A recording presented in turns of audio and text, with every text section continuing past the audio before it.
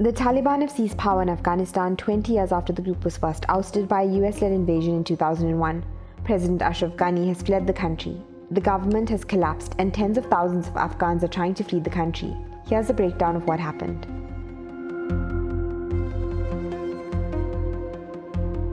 In 2020, the Trump administration signed a peace agreement with the Taliban to end the war and set the terms for the complete departure of American troops by May 2021.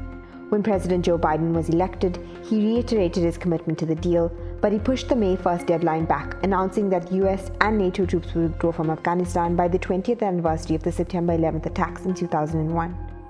But in August, as foreign forces began withdrawing from the country, the Taliban seized momentum. In less than 10 days after seizing its first provincial capital, the Taliban entered Kabul and moved closer to taking full control of the country.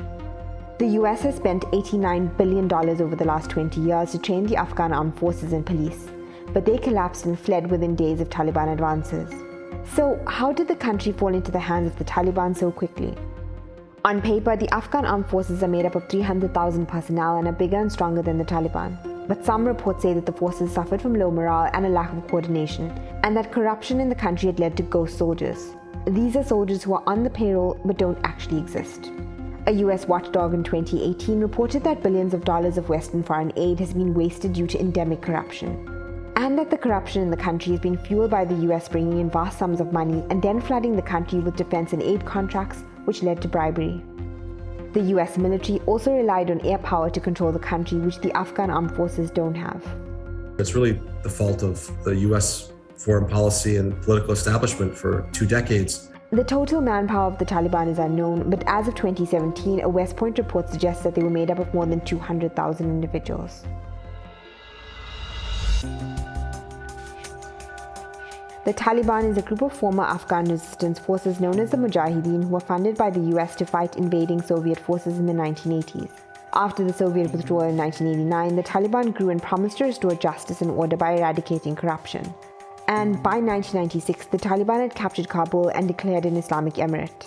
During their 5 years ruling Afghanistan, they aimed to impose their strict interpretation of Sharia law. Women had to be covered from head to toe and were not allowed to work or to study after the age of 8. Public executions were common and activities such as soccer and music were banned. Osama bin Laden, the Saudi Arabian leader of Al-Qaeda and alleged mastermind of the September 11th attacks, operated from within Taliban-controlled Afghanistan. Less than a month after 9/11, the US and allied forces invaded Afghanistan. The US-led war has been the country's longest. More than 147,000 people have died in the war, including more than 48,000 Afghan civilians. By the end of 2020, 2.9 million Afghans were internally displaced within the country, and 2.6 million Afghans are now refugees abroad.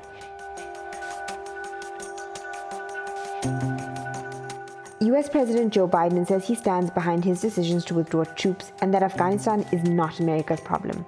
He's shifted the blame onto the Afghan Defense Forces. This did unfold more quickly than we had anticipated.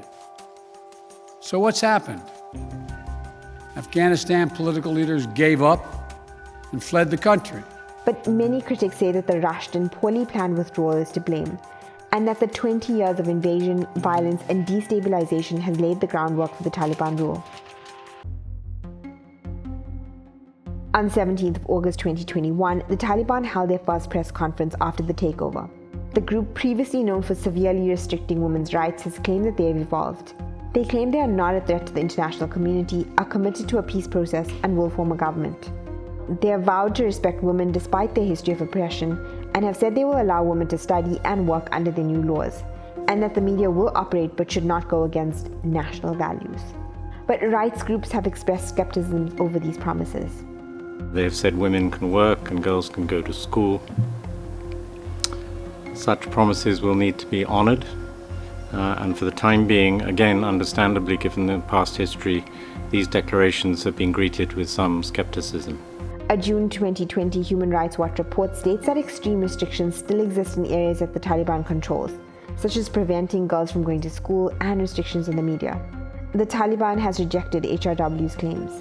The recent intensification of the conflict displaced more than 300,000 Afghans by the first week of August 2021. Following Taliban advances, neighboring countries saw a substantial influx of refugees, and many now fear another large refugee crisis.